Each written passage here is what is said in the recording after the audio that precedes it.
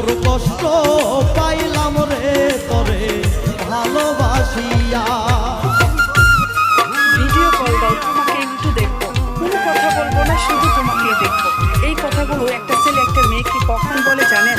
যখন কিনা একটা ছেলের খুব বেশি তার সকল নারীটিকে মনে পড়ে, তার দমটা বন্ধ হয়ে যায় যায় অবস্থা, ঠিক তখনই বলে। কিন্তু সত্যি বলতে এই ইমোশনাল কথাটির মানে অনেক নারী না বুঝে না।